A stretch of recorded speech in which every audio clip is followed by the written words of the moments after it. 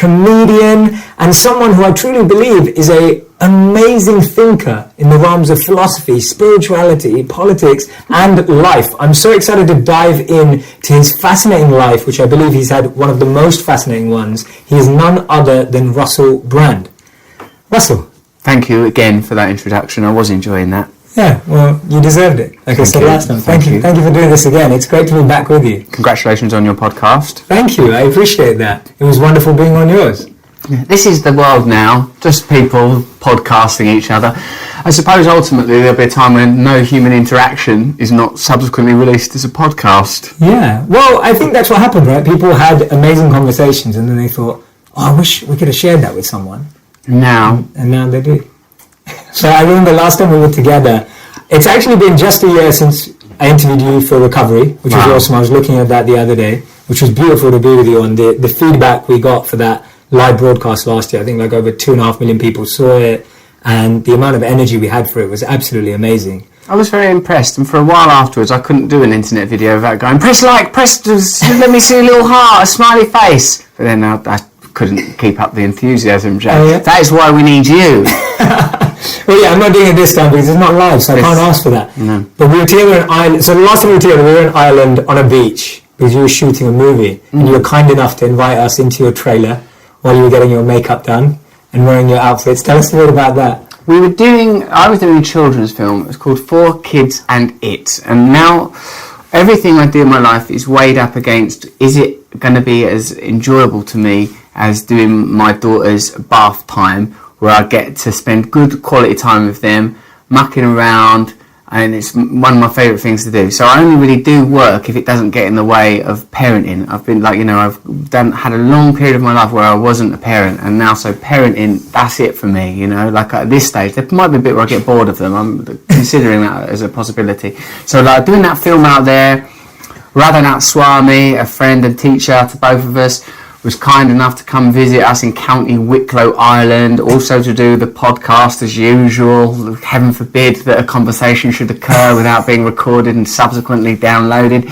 So, on the last day I was writing about it, funny enough, today, because I've written a book on mentorship, and Radhanath Swami is one of the mentors that I write about in that book, and I wrote about that occasion and how strange it was to be in a trailer with you, a couple of other guys, Sandy Pan, our mutual friend, and Radhanath Swami, and of course my own father, and thinking how unusual that felt, those worlds colliding, and Radhanath Swami telling those stories from the Bhagavad Gita, and in a sense those kind of encounters are demonstrative of a new life where my past is coalescing with my future, where different groups of my friends are starting to meet. In the past, things were quite atomized for me. I was quite insular and solitary, and I'm still quite protective, I suppose, but in a different way. So now, if I do make a film, then I'll make a film where I can bring my kids. If I do podcasts, I try to do it in a way that doesn't disrupt, my connection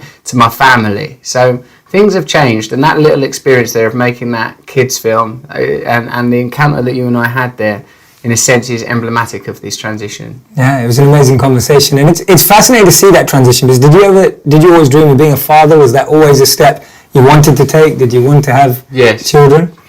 Yes, almost as soon as I stopped being a child, I wanted children. I really liked children a lot. When I was sort of 15 or 16, there's something about them. I suppose what it is that the unstructured connection that they have, which most evidently is observable through play. The way kids play, for me, makes me very, very happy. That you can just invent what your situation is. And my daughter now is just reaching that age where that's what she'll do. Oh no, Lucy's stuck in the mud. I don't even know who Lucy is. Let's get Lucy out of the mud. You hold on my pyjama, you hold my jammers. We have to get Lucy out of the mud, but no sooner have we got Lucy out of the mud than she's in a tree.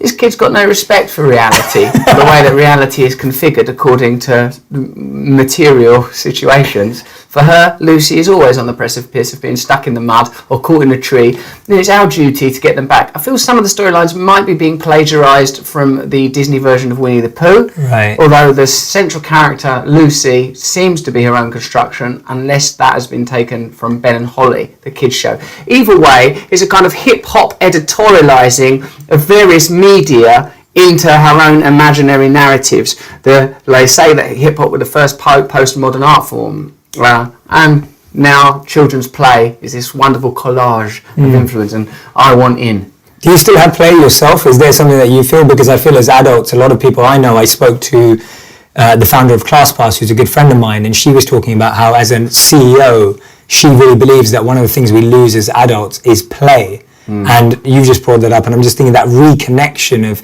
play in our own lives. Is that something that you have a form of? Yes, I have. Firstly, I will say this, that a very good friend of mine, Emma Kenny, who you should have on your podcast, said that sex is adult play, that in a healthy relationship, your sexuality should have an air of playfulness in it. So that's something that I think about and aspire to. Elsewhere in my life, in my friendships, I've always enjoyed people. I guess that's why I like comedians, is like people that you can start talking about stuff and you sort of know that what you're talking about is not really real or something, but you're just inhabiting a role. Of course, I'm a performer as well, and a performance requires play. It requires play. Now, from, you and I are getting to know each other more. You have a lot of spirit. You are running deep, so you have a kind of a sort of a very, what seems to me a very natural, monastic, sage-like quality, I'm not saying that doesn't mean the play is accessible to you. I'm sure it is. But for me, coming from the background that I do of a performer and an entertainer, play is vital. The trickster energy, the energy of none of this is real, don't take this stuff seriously. It's found in a lot of deities that I like, sort of like in Krishna, for example, there's a lot of mischief. Yeah. I like that stuff. Now, mischief is a risk because we live in an orderly material world with regulation. But I suppose the idea of play is you're not hurting no one. Yeah. I wanted to talk to you about a few things today. And one of the first things was, and I don't know if you know this, one of the most Googled things is Russell Brand married? And obviously I know Laura, your wife, she's wonderful and amazing. That's me Googling that. Yeah. Is he making who's this person in the bed? Where are these credit card bills coming from? You're making sure to check it in with yourself. But it's so fascinating to me because, and I meant what I said earlier, you've lived an incredibly fascinating life already, and you continue to do, but every part of your life's been so well documented by the media. And I use the word well loosely, but your life has been documented by the media. And how has that felt for you? How has that felt from an experiential point of view? I feel like today, the reason why I ask it is people are listening, my audience, people are just struggling with their lives being documented by their own social media profile. People are struggling with that, but you've had your life documented by people you don't even know. It can make you feel a kind of distinction and separation from yourself, like a part of you gets taken away. In fact, when I first got famous, I was friends, and still am friends, with Jonathan Ross, the broadcaster, the English broadcaster, and he said, you lose something when you become famous and you never get it back. And what it is a kind of privacy and a sense of who you are. Now, at the beginning of my life in public, I didn't have any regard for privacy because I wasn't that kind of person. I liked being famous, I liked performing, I was single, and so I didn't regard myself in that kind of way. It's how it feels like is the illusion sometimes become more powerful than the truth, but perhaps everyone experiences that. In a sense, fame is simply an amplification of what we all experience. We all know what it's like to be gossiped about. We all know what it's like to have people not like you and then attack you. And in fame, you experience these things in amplification. So in a way, it's very alien, but in another way, it's very ordinary. Just by degree, is different from the normal experience. So at times it's been frustrating because sometimes you want to control your own narrative and you want to control what other people think of you, which obviously is impossible. And so it's at times been quite challenging because I've wanted to go, no, that's not what I said, that's not what I meant this. And And my journey as a person with a public profile has been one of relinquishing that control, accepting the terms of fame, accepting that I'm here now, and trying to renegotiate so that I can be somehow useful in this role. I think you're one of the few people who can probably say that authentically, because I was saying this to you earlier and I said I'd bring it up. I was watching the start of your new Netflix show. That's about to come out. That's coming out in December, so it will have come out by the time this comes out. But in that show, you start off and you talk about how you realise you make a great joke about how. Actually, why don't you explain it? It's probably better you explain. You make a great joke about how you're out here to send a message, etc., and then also to monetize. Oh yeah. I say that it's very difficult to make a living in media if you spend all your time criticising all media. Yeah. But I learned that I was using, if you use your position of fame to attack the way that fame and celebrity functions, then eventually you're going to cut the head off the serpent. The serpent's going to stop. I mean, in the end, you can't ride that forever. So it was a sort of a curious time, because I suppose we've talked about mental health, and in a way what happened to me is I reached a point of total disillusionment because I reached saturation in terms of my own expectations of celebrity. I would have liked, there were points in my life where I would have liked to have been as famous as, say, Tom Cruise, or as famous as Will Smith, or as famous as, I don't know, famous people. But when I was very close into that world, something in it made me recoil and not at ease with myself. Not that I made a deliberate choice to leave, but it's created a kind of spasm in me that I didn't have much control over. Subsequent to that, I experienced a sort of death, a kind of death of what I thought I wanted. Even though, Jay, I was never, I'm not a bloody idiot, so I knew that fame wouldn't entirely, excuse me, grabbing a tissue. I sort of knew that fame would not be, I knew it wouldn't work. Just got me an old plastic bag. Yeah, is that the baby bag or the? No. It's actually just mine. The baby bag. This is a bloody thing. It looks too organised. I know. Well, let me tell you, baby bag. I'm not the genius behind the construction of that device. Right. So I knew even when I was really little, I thought I want to be famous. If I'm famous, I won't be me anymore. I will have escaped me. But I also knew that it definitely wouldn't work as a technique. But then it's still sort of weird when it actually happens.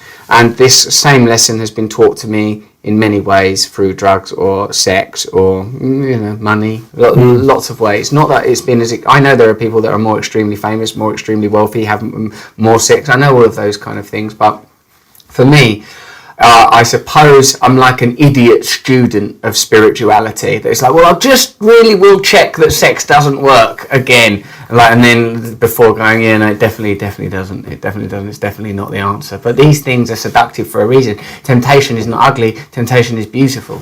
Absolutely. And you said you wrote your book, Mentors, which I'm super excited about, because tell us a bit about the few people that are in there and how they've helped you maybe come to terms with some of these things that you just mentioned there. Who are those mentors? What are the topics that vary across that book? Once I met this guy, I was hanging out with Puff Daddy, of all people. Okay. And this guy that was mates with Puff Daddy, he was called Tracy. He was pretty cool. And he used this metaphor, which I've not used in the book, and I realise now that perhaps I should have done. He goes, life's like a computer game. You get trapped on different levels, and until you can master that level, you'll be trapped on it. He goes, you obviously was trapped on the drug level, then you get trapped on the sex level. You've got to transcend these different levels. Now, for me, these levels are overseen, or you're helped ferried across by mentors. When I was a drug addict, I met Chip Summers, and Chip Summers was the first person I met that was clean. He was a worse drug addict than I'd been. He had been in prison for armed robbery and stuff. I was never served a custodial sentence. So when I heard this guy talking about I don't take drugs anymore, even though there were lots of things that were different, he's an atheist, I'm not an atheist, I was able to sort of somehow download from him, or he was able to transfer to me, like any good teacher will, something that was latent within me but I was not in a position to realise. So he was the first mentor that I had. I made the decision, this is like, at first, I didn't know it was possible. Like you say, you can't be what you can't see. I didn't know it was possible to not be a drug addict. I thought that was the solution. Then I saw people not being a drug addict, and then I was willing to do what he said. In this case, 12-step recovery, which I believe is a good solution for anyone with addiction issues or anyone that wants to change themselves, actually. then then I got kind of caught up on other stuff, the sexual behaviour, the obsession with fame, pleasure, individualism, and then I've met a series of different mentors, including spiritual, devoted spiritual people such as Radhanath Swami, who we both know, Amma, the great Indian saint, and then like people that are more, what do I want to say, parochial, like my mentor Jimmy, who's like a very successful producer and manager of a production company, who's got 4 kids, been married a long time, doesn't drink or take drugs like me, hasn't for longer than I have, who's quite a solid person from a background I identify with, who's intelligent and lucid. So I watched this person, and it's very practical mentorship. It's like, if I'm at the point of a decision, like, I'm going to do this, Jimmy, I'm thinking of doing this, do not do this. I do what he says instead. So I'm already on a different path now. I'm using a consciousness that is not my own. I'm accessing external consciousness. So in a way, I know it's bloody simple, it's just following advice, but we don't have, we come from similar worlds, similar backgrounds, we don't have mentor traditions in bloody Essex or Wood Green. No one says, right, emulate this guy, this person is connected. You have to find them by chance and by circumstance, and sometimes you don't even know that that's what you need. So through my life, once I was switched onto it, because of the good fortune of being a drug addict, I became more alert to the possibility of doing it. So I started to look at, I like this guy, I want to emulate him. It could be like a comedian, like Bill Hicks, where he was sadly already dead by the time I'd become a comedian, but I thought, I like how he does that, and I model myself on that man, and what does he do? Of course, with when you're constructing your identity, everything is about trying to connect to your own essence. So you're not gonna, I'm not from Texas. I'm not I don't use anger in the same way as he does. I mean, there's all sorts of distinctions, and a little bit of Kenneth Williams, a little bit of Richard Pryor, a little bit of Peter Cook. You just copy the people that you admire, and it helps you to become yourself, because the latent energies within you will be realised if you have the external coordinates to follow, but don't get obsessed or fetishize the external coordinates, in which case you're just mimicking and you won't engage your own essence. Yeah, and I'm glad you touched on that. Like, what is that difference in your mind on imitation versus emulation? Like that mimicking versus actually finding yourself through that process? Because I couldn't agree with you more. I genuinely feel that we live in a society whereby the pinnacle of success becomes our validation or metric of how we measure ourselves. So right now, for example, Kylie Jenner's just become the youngest billionaire in the world at 21. Every 21-year-old's going, oh God, I'm not a billionaire. And it becomes the new pressure. So it becomes the imitation, or you see someone who's popular on social media by doing a particular activity, you think, I need to imitate that to get that result. What is that difference between it being a search for self versus a sabotage of self? Maharishi Mahesh said, discernment is the most important thing, discernment. And then I spoke to Jordan Peterson, and he said judgment. So it's interesting, isn't it, that someone like the Maharishi would not say kindness, love, compassion, but would say discernment, knowing what path to follow. In terms of mentorship and emulation, I would say inner connection. It's very difficult not to want to mimic stars or billionaires, but I would say we must become attuned to what is timeless. And economic success is emulating social power. It's the idea of, what can we infer from the wealth of Kylie Jenner, is it? Kylie, yeah. Kylie Jenner. Is that, she's powerful, she can do what she wants, she's made something of her life, she's glamorous, she's potent, she's powerful. So the timeless in that is, I suppose, power. The temporal in that is economic success. It's gonna die, it's gonna go. Kylie Jenner, like all of us, will die. The money will die. The globe itself, the entire planet, will die. So if you've spent your time festooning and ornamenting your temporary vehicle instead of the timeless, which is in continual dialogue with the temporal and external, then you have missed the point. So if I sort of say, I like Bill Hicks because Bill Hicks speaks the truth, right? And I will speak my truth rather than I'm going to wear these clothes and put on this accent. Then don't learn the wrong lesson. And like a lot of times in my own life, I learn the wrong lesson. I learn, like Hollywood stars, they seem to be above problems and above the filth that I feel contaminated by, I'll become a Hollywood star. Oh no, the filth has come with me, because I learned the wrong lesson. The real lesson, the real work is done inwardly. I suppose how to make this evaluation, Jay, would be to... This is why good mentors, because you can't always trust yourself. I can't always trust myself. I still am capable of making dumb decisions. I still might go, like you say with your seed and weed technique, which I adore, like that I might sort of try and convince myself, that's a seed. Yeah, and I might need someone else to think, that's a weed. Yeah. You're an idiot. How can you try and sell that as a seed? Oh no, it could be a seed. Because really what you want to do, the power, prestige, privilege, these things, I like them. Part of me wants it. I want the glory, the adornment, to be garlanded in wonder, to be kissed and loved and licked. But I've been there now, and it's very temporary. And it's that confirmation bias, right? We're always trying to find the information that justifies our belief. Yeah. So if we want to switch and make ourselves feel, oh no, I am happy doing this because he or she's happy doing it, we find a way. Yes. We find a way. But what's fascinating about what you've done, and this has genuinely been, I think I've wanted to ask you this since we've been friends and known each other, and I'm glad I get to ask it to you today, because I think it's probably one of the hardest things to do, genuinely. I feel like you're someone who has multiple times reinvented themselves, and not reinvented for the sake of branding or marketing, but in bringing out your truth in different ways. Oh, thanks. That's a good compliment. Right, and I'm genuinely saying it. Like, I don't think it's been a marketing or branding attempt. I believe it's been an attempt to be authentic and genuine at every moment in the way that I've seen it. Yes. You started off, and we were talking about it earlier. You started it off. You were the host at Big Brother, the digital edition, etc. And then everyone knew you as this, eccentric, crazy, wacky individual.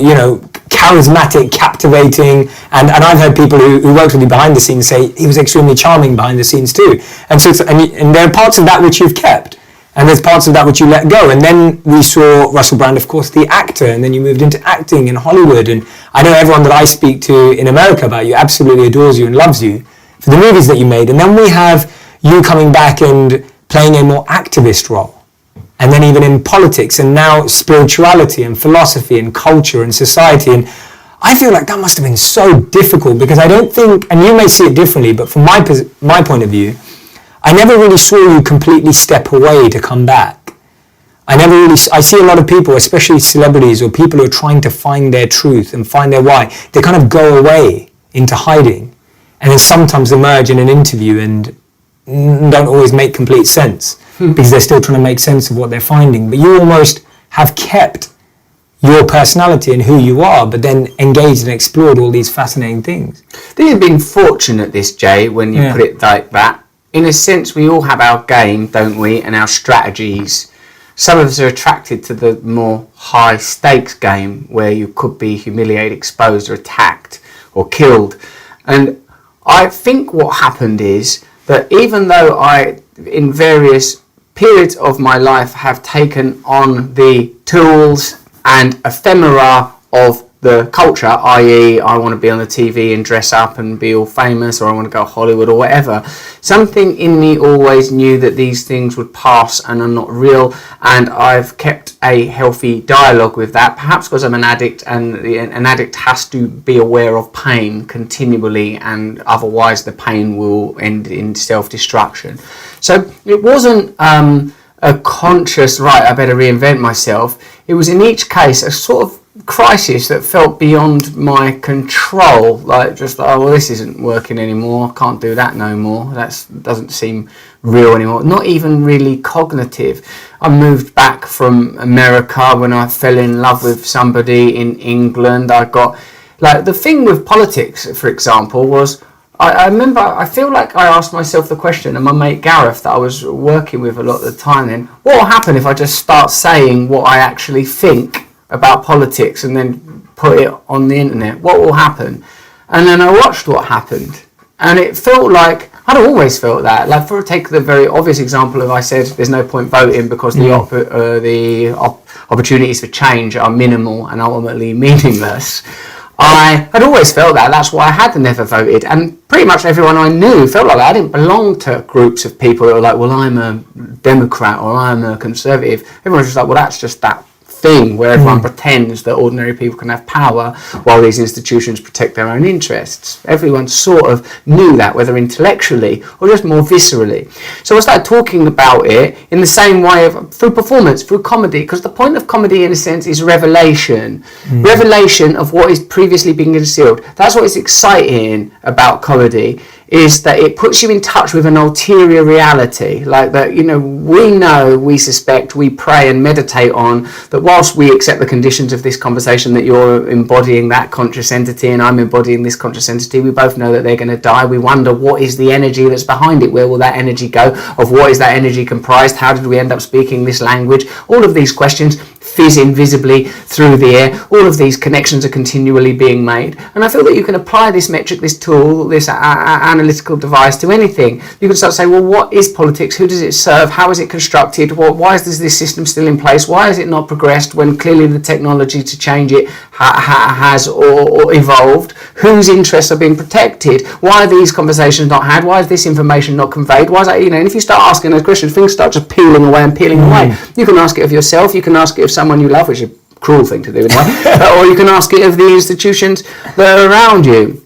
So in a sense, the thing that's, you shed your skin like a serpent, and you sort of go on, but like behind it, the energy is the same. My belief is, while there might be an essential distinction between you and I, that you are some very particular expression of the whole and the divine, as everyone is, that we are all somehow in continual communion with something that's bigger than us, bigger than this. How could it not be? How could our little minds understand all reality? How could this be all that there is?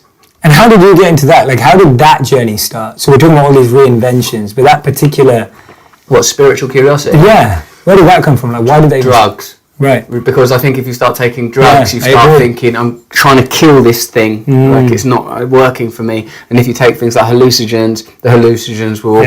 make you physically experience, oh no, I'm not me. I remember that feeling, being quite young, sort of 16, taking acid, and the horror, actually, because I was not, I was just doing it with other lads. I wasn't around bloody gurus. So of just thinking, oh no, I'm not me. This is not good. Who am I then? And there's no one there to go, that's really beautiful, isn't it? That you're not you, because it means that you are everyone and you are everything, and all those things you've told yourself, and your language and your culture and your gender and your identity are all just biological or social programs that you are exhibiting. I just thought, bloody hell, whose hands are these? And it was scary. So, but I suppose as I am getting older, I'm becoming, in it, like at the end of, am I right in saying that at the end of the Gita, like Arjuna is like, I remember. Like, in a sense, we know. It's a reawakening. Yeah, reawakening. Sorry, continue. I feel like it unfolds for you. Unfolds for you. And there are moments in life where the trauma, the rupture, the pain of being alive always will become an opportunity for learning, if you're able to do it, if you're able to see it in that way. And sometimes in that pain-based mentality, it's quite difficult to work that trick. It's quite difficult to go, now what am I supposed to learn here? How am I supposed to evolve here? Now, one thing I like doing on the podcast is making it really, trying to extrapolate from incredible people's lives like yourself, some practical lessons in that sphere, because I feel either, if you're watching this or listening to this, you're either on drugs and you've had the same experience. I know plenty of people who feel that way. So definitely there's that group of individuals. And then there's a group of people that just kind of feel that way just because. They've realized, well, I don't want to be this. This can't be all there is. And then there's a group of people who are just like, oh, well, actually, that's too far for me to even think about. I'm not even there yet. But when you do make that step and you start having, originally, like you said, you don't have a guru or sage to tell you, oh, that's a good feeling. You started having these feelings. What's the next thing you do? Like, what do you do from there? Where do you go? Start with the possibility of happiness, I feel.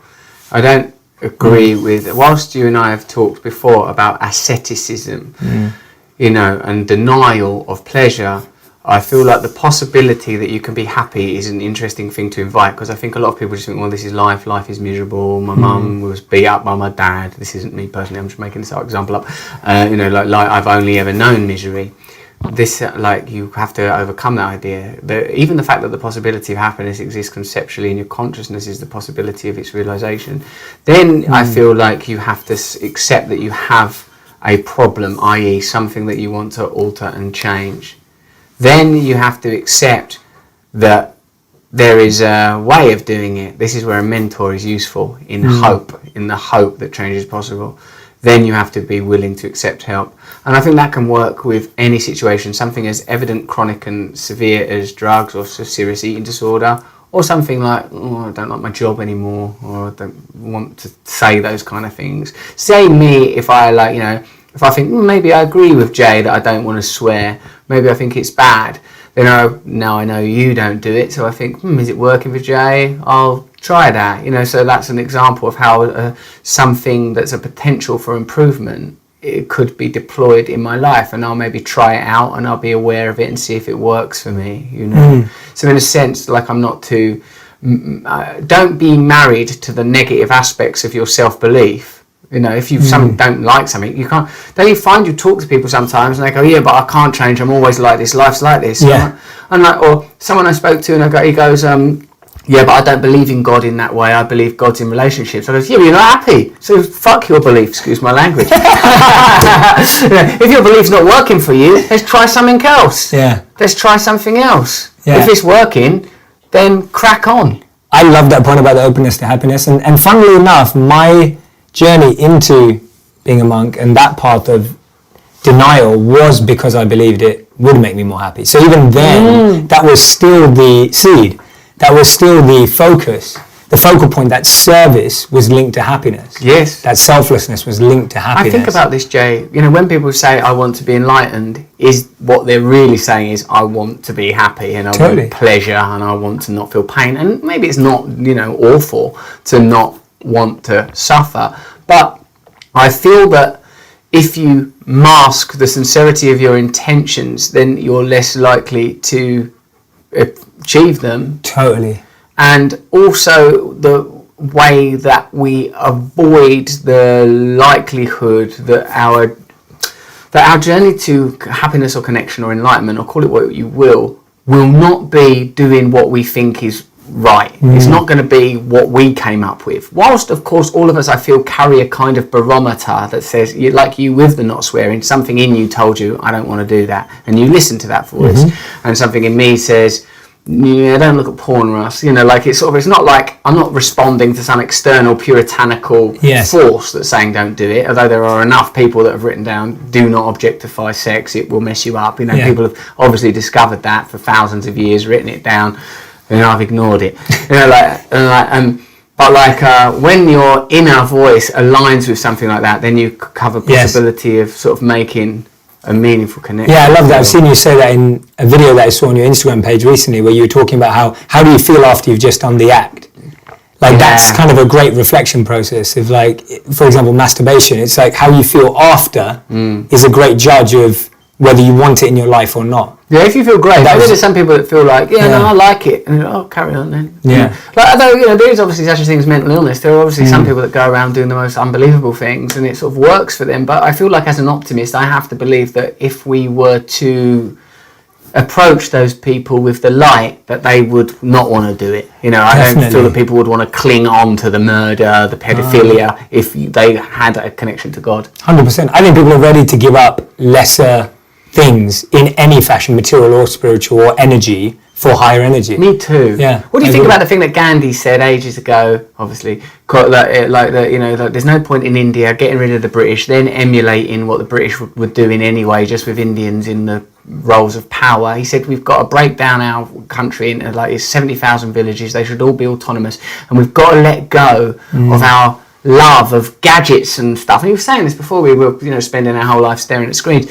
Like you're saying, we at some point you've got to let go of those lower pressures, those low vibrational pleasures. And that's what I think is, because people haven't been exposed to higher energy most of all in their life, and I see it everywhere I go.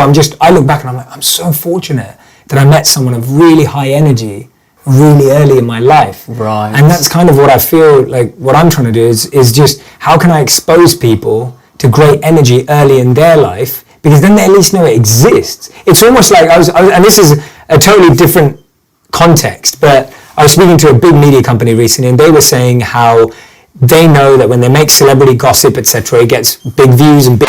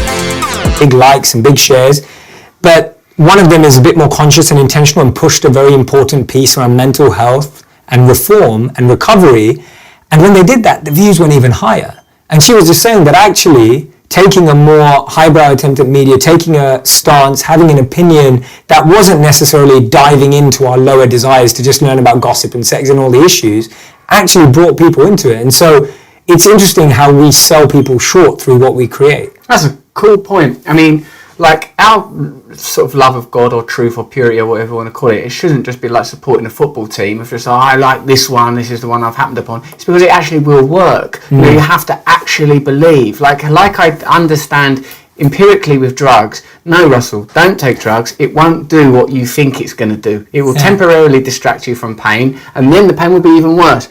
It's a harder lesson to learn around sex. It's harder to go, no, don't have sex. You will feel worse afterwards, except obviously within, in my case, in a happy monogamous relationship.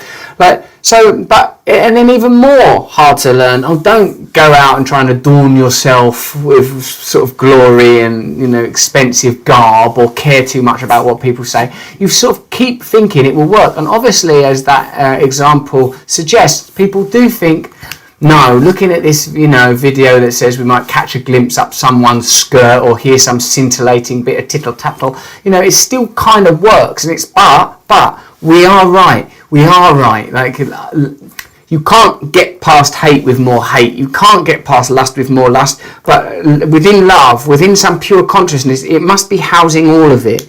That the time is resting on timelessness. That if you can somehow get by it, if you can get by it, it will be more powerful. That's, I suppose, what faith is.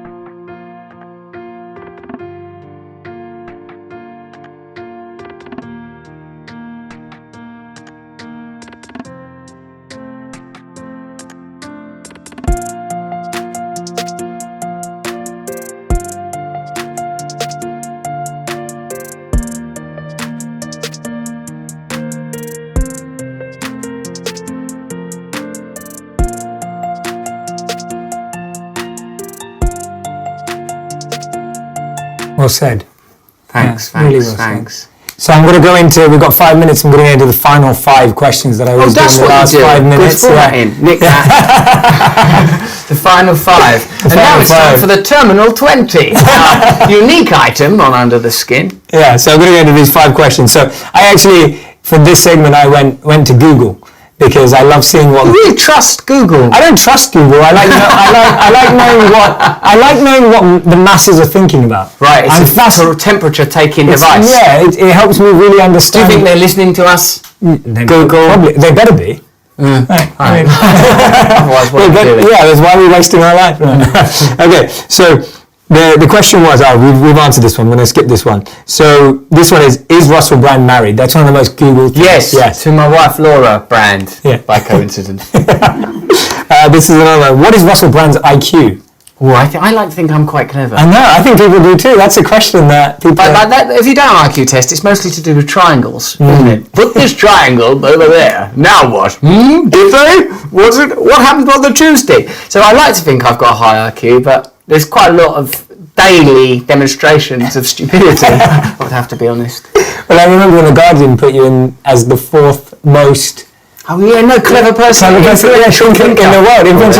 Yeah, that was good, wasn't it? It was like Thomas Piketty, Naomi Klein, probably like Yanis Varoufakis, like proper like political leaders, ecologists. And you're number 4. Russ. Yeah, it was amazing. Quite right. I love that. Why am I not number 1? Yeah, exactly. I thought at the time.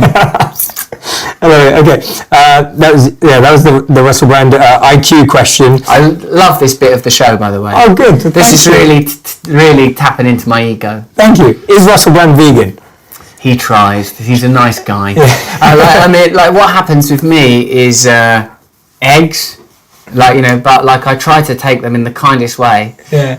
What I do is I reach into the chicken just before it's ready. No, I don't do that. and egg. I sometimes like a little buttery snack. I'm so sorry. Vegans are definitely right. I'm not arguing that I'm not saying what's the point of being vegan. Vegans are correct. Are you vegan? I am. Of course you are. Look at your eyes. You're disgusting. I remember when you interviewed the Happy Pair too. No, I love those. Those men are beautiful, man. Yeah. You've got to be vegan. You can't argue with whether or not you should be vegan. Like people do. No, you've got to eat. Just eat. Like some people are taking it to extremes. I only eat meat now. What? I won't even have salad with it. No way. But for me, you've got to be vegan for the planet, for yourself, for every reason. The trouble is, eggs, cakes, weakness, general weakness. But I'm heading that way. Perfect me will be vegan.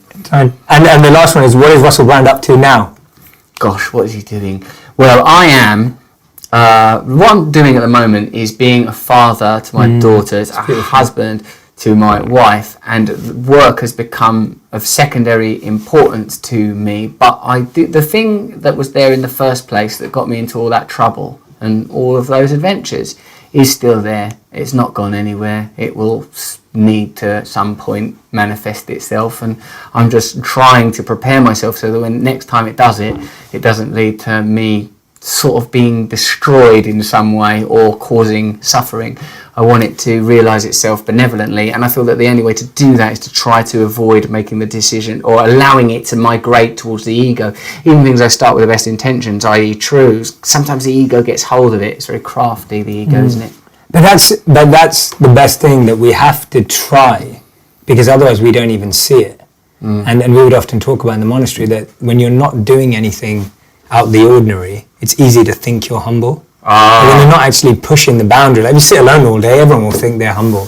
But it's when you go out there and you do something like, oh wow, I've got a big ego, I need to work on that. Right. So it's like, if you don't activate, it's easy to start getting comfortable and think, oh, I'm quite enlightened, aren't I? I'm quite realised. But you're actually just neutralised. You're not engaged with the worldly things. Yeah. I like that. Thanks. Anyway, awesome. Thank you, Russell. And I want people to go in, of course, buy the book Mentors, which I'm fascinated to read. Can't wait to read it. I'd like them to. Anything you'd like to mention on Mentors?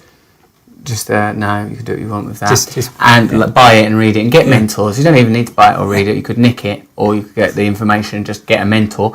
And that Netflix thing. Yes, absolutely. But by now that's been and gone. It's February. But I'm going to push that early anyway. Oh yeah. Yeah. I'll push that. Oh, and listen to our podcast Under the Skin and see how we gracefully steal that last bit when I go. Okay, now it's the final 5 questions. I don't know. I just like to go on Google, I guess. I've always liked it. So. These are the top 5 Yahoo suggestions. Sponsored by Yahoo. Yeah. No, I love it. Thank you, Russell. I'm so grateful.